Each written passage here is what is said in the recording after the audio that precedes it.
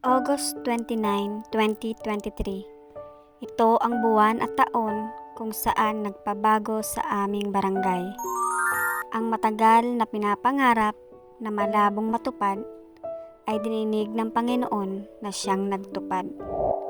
Hindi inaasahan pagkat walang sapat na pera para matustusan ang pangangailangan.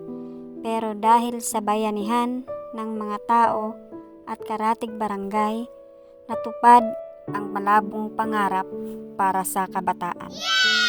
Kanya-kanyang donar ang mga tao, ang iba naman ay libreng trabaho para lang may masilungan ang mga batang gustong matuto. Nagsimula ang klase mula grade 7 hanggang grade 10 at nang muling magbukas ang klase ngayong taon, muling nadagdagan ang baitang na grade 11. At ngayon nga ay nagselebrar sila ng 1 taong paglilingkod para sa kabataan ng Julian B. Gonzalez Memorial National High School. Ito ang simula para sa marami pang mga taon. Mabuhay!